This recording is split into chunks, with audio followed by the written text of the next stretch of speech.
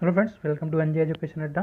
Friend, हम आज अपनी पॉलिटी को अग्रसर करेंगे और उसमें जो हमारे जो टॉपिक चल रहा था, हम अनुसूचियों के बारे में बात कर रहे थे। आज हमारा उसका नेक्स्ट पार्ट है। हम अब बात करेंगे अपनी जो हमारी जो 7वीं अनुसूची है। 7वीं अनुसूची कैसी होती है, उसमें क्या क्या चीज़ें हैं, इसका यहाँ से क्वेश्चन कैसे बनते हैं। तो पहला तो यही आ रहा है कि 7वीं अनुसूची में किस विषय पे बात की गई है। तो 7वीं अनुसूची में जो है वो शक्तियों का जो बंटवारा होता है उसके विषय में बात की गई है। अभी शक्तियों का बंटवारा कैसे होता है? शक्तियों का बंटवारा 3 तरीके से होता है। पहला हमारा होता है सेंट्रल यानी केंद्र सरकार, ठीक है। दूसरा हमारा आता है राज्य राज्य सरकार के बारे में। और तीसरा आता है समवर्ती यानी जो राज्य और केंद्र यानी इन दोनों के मध्य विषय हों, बराबर हों, उन पे आता है। तो अगर हम बात करें ये जो बंटवारा करता है किसके तहत बंटवारा किया जाता है, तो जो हमारा जो अनुच्छेद है जिसे हम 246 कहते हैं, उसके तहत जो है शक्तियों का बंटवारा किया जाता है। तो यहाँ से पहला क्वेश्चन बनता है कि कौन सा अनुच्छेद जो है वो शक्तियों का बंटवारा करता है। तो जो हमारा अनुच्छेद 246 246 है वो हमारा शक्तियों का बंटवारा करता है। यहाँ से दूसरा क्वेश्चन बनता है किस अनुसूची में के तहत शक्तियों का बंटवारा किया जाता है। तो हमारी जो 7वीं अनुसूची होती है ये हम उसके तहत जो है शक्तियों का बंटवारा किया जाता है। अब यहाँ से जो हमारा नेक्स्ट बनता है कि किस सूची में कितने विषय हैं। तो अगर हम यहाँ की बात करें तो पहले हमारी जो लिस्ट आती है जिसे हम यूनियन लिस्ट कहते हैं। इसमें जो है हमारे जो देखा जाए तो जो संख्या होती है यानी जिसमें जो विषय होते हैं वो हमारे पास होते हैं 97 विषय। अब अगर हम इन विषय की बात करें कि इन विषय में क्या क्या चीज़ें होती हैं, तो अगर हम हल्के से इसमें देखते हैं इसके विषय इंपॉर्टेंट है, कुछ चीज़ें पूछ ली जाती हैं। तो जैसा जो हमारा जो डिफेंस होता है जिसे हम रक्षा कहते हैं, तो जो ये जो हमारा सब्जेक्ट होता है ये विषय जो है यूनियन लिस्ट में होता है। इसके बाद जो वॉर वगैरह होते हैं ये भी जो हमारे संघ सूची के विषय में ही आते हैं। नेवी, एयरफोर्स, जिसमें भी जितनी भी आर्म फोर्सेस होती हैं ये सभी हमारी जो है संघ सूची में आती हैं। इसके बाद जो भी हमने देखा होगा हमारे जो आसपास में जो छावनी बनी होती है आर्मी की, तो ये भी जो है सेंट्रल गवर्नमेंट के अंदर होती है, यानी संघ सूची के विषय में होती है। ठीक है, जितना भी हम हथियार, गोला बारूद, ये सब जितना इंपोर्ट एक्सपोर्ट करते हैं ये सब कुछ जो है संघ सूची के विषय में ही आता है। अब दूसरी बात आती है यहाँ से अगर हम इनकी संख्या के बारे में बात करते हैं तो हमारी संघ सूची में 97 सब्जेक्ट होते हैं। लेकिन अगर अगर हम इसको काउंट करते हैं तो हमारे पास यहाँ पे टोटल जो सब्जेक्ट हो जाते हैं वो हमारे पास 100 सब्जेक्ट हो जाते हैं। अब हम यहाँ पे बात करते हैं जो हमारी जो दूसरी सूची होती है जिसे हम राज्य सूची कहते हैं। इसमें कितने विषय होते हैं, तो इसमें जो टोटल 66 विषय होते हैं। और अगर हम इनको गिने तो इसमें ये जो हमारे पास टोटल 62 सब्जेक्ट रहते हैं। अब बात करते हैं ये जो दो हमारे पास जो अनुसूचियाँ होती हैं इनमें कानून कौन बनाता है। तो जो हमारी जो संघ सूची होती है इस पर जो हमारा जो लॉ होता है वो हमारा केंद्र सरकार बनाती है। लेकिन जो हमारी जो राज्य सूची होती है इस पर जो लॉ होते हैं वो हमारे कौन बनाता है, तो हमारा जो है जितनी भी राज्य सरकारें होती हैं वो यहाँ पे लॉ यानी कानून बनाती हैं। अब बात करते हैं हम यहाँ पे हमारी जो समवर्ती सूची होती है। तो पहले यहाँ पे विषय कितने होते हैं, तो यहाँ पे टोटल जो 52 यानी 52 विषय हैं। ठीक है, अब पहले इसमें कितने विषय थे जब ये सूची लाई गई थी, तो इसमें टोटल 47 विषय थे। अब इसमें टोटल कितने हो गए हैं, वो हो गए हैं 52। अब जो कुछ ऐसी शक्तियाँ होती हैं जो विशिष्ट शक्तियाँ होती हैं वो हम किसके पास होता है, तो जो विशिष्ट शक्तियाँ होती हैं वो हमारी संघ सूची यानी वो हमारी जो है केंद्र सरकार के पास हमारी होती हैं।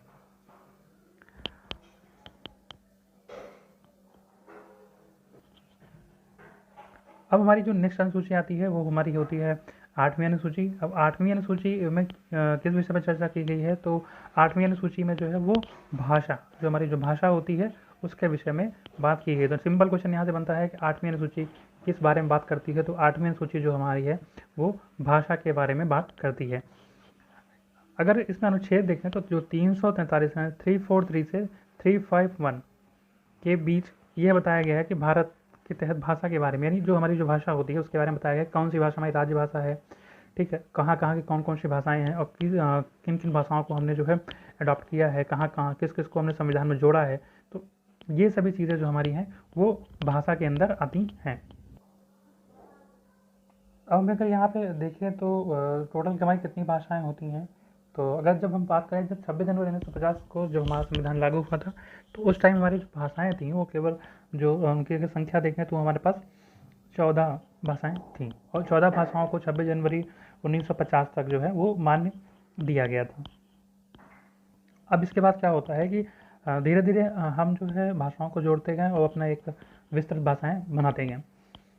तो इसमें हुआ क्या कि हमारा जब 21वां संविधान संशोधन हुआ, ठीक, कौन सा 21वां संविधान संशोधन हुआ, तो उस टाइम हमने एक भाषा जोड़ी जो हमारी भाषा थी 15वीं, उस भाषा का नाम था सिंधी। तो हमने जो है सिंधी भाषा को जो है जोड़ा, और इसको कब जोड़ा हमने 21वें संविधान संशोधन के तहत जो है जोड़ा। इसके बाद इसकी पूरी डेट हमारे पास आती है। संविधान जो है 21वां संविधान संशोधन किससे संबंधित है, तो ये भाषा से संबंधित है। 21वां संविधान संशोधन के तहत सिंधी भाषा को जोड़ा गया था, जो हमारी भाषा जो है 15वीं भाषा बनी थी। तो जो 21, तो यहाँ पे एक बार हम फिर से देखते हैं, 21वां जो संविधान संशोधन था वो 1967 को किया गया था। और किसके लिए किया गया था, इसके थ्रू जो है एक भाषा जोड़ी गई थी, ठीक है, जो थी सिंधी। तो सिंधी भाषा जो है 21वां संविधान संशोधन के तहत जोड़ी गई। अब हम यहाँ बात करते हैं जो फिर इसके बाद जो नेक्स्ट भाषा आती है वो हमारी आती है 71वीं भाषा आती है 71। वह संविधान संशोधन किया गया। इस संविधान संशोधन के तहत जो है हमने 3 भाषाओं को जोड़ा, ठीक है, जिसमें पहली आती है हमारी नेपाली, दूसरी हमारे पास आती है मणिपुरी, इसके बाद हमारे पास आती है हमारे आती है कोंकणी। तो ये जो हमारे जो भाषा है वो हमने 71वें संविधान संशोधन 1992 के तहत जो है हमने जोड़ा। और इसके बाद हमने एक और संविधान संशोधन किया जो हमारा था 92वां संविधान संशोधन। इसके तहत फिर हमने जो है कुछ भाषाओं को जोड़ा। इसके तहत हमने जो है 4 भाषाओं को जोड़ा, जिसमें से पहली थी मैथिली, इसके बाद जो हमारी जो दूसरी थी वो थी संथाली,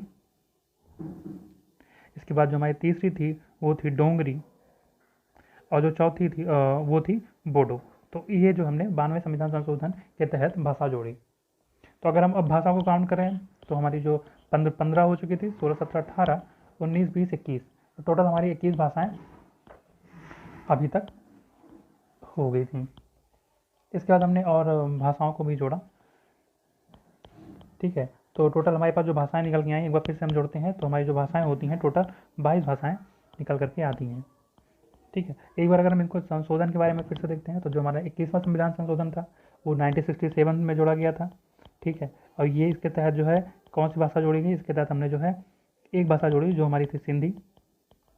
इसके बाद जो दूसरा जो हमारा जो था वो जो थी वो 71वां संविधान संशोधन था, जो कब जोड़ा गया, वो जोड़ा गया 1992 में जोड़ा गया। इसके तहत हमने 3 भाषाओं को जोड़ा था, जिसमें से पहली थी नेपाली, ठीक है, दूसरी थी जो है मणिपुरी, एनएमके से हम याद कर सकते हैं नमक, एनएमके, ठीक है।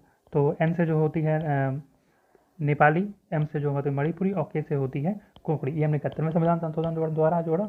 और इसके बाद जो हमारा जो 92वां संविधान संशोधन था, इसके तहत हमने फिर से 4 भाषाओं को जोड़े, जिसको हम BDMS कहते हैं, BDMS कहते हैं, यानी बोडो, डोंगरी, संथाली, मैथिली।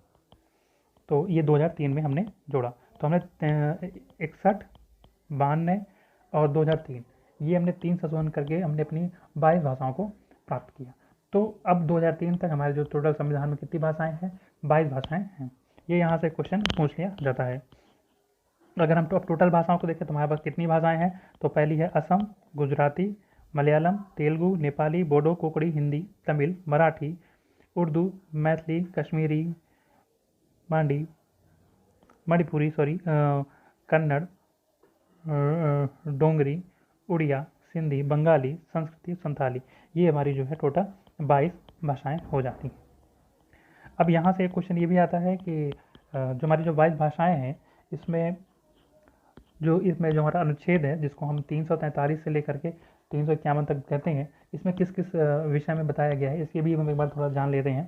तो जो अगर हम 3 से 43 और 3 से अनुच्छेद 300 जो हमारा जो 43 है 343 से 344, इसके तहत जो हमारी राजभाषाओं के बारे में बताया गया है, ठीक है, हमारी राजभाषा कौन सी होगी। इसके बाद जो हमारा 345, 345 346 एंड 347। इसमें बताया गया क्षेत्रीय भाषाएँ, ठीक है, क्षेत्रीय भाषाएँ कौन सी होंगी। और इसके बाद जो हमारा जो 348 अनुच्छेद आता है, 348, इसमें जो बताया गया है उसमें जो हमारी सुप्रीम कोर्ट और हाई कोर्ट जो होते हैं, इनकी कार्यालयीय भाषाएँ कौन सी होती हैं, वो भाषाएँ हमें बताई गई हैं। इसके बाद जो हमारा जो अनुच्छेद 350 और 350A आता है, इसके तहत जो भाषाओं के लिए जो दिशा निर्देश होते हैं उसके बारे में बताया गया है।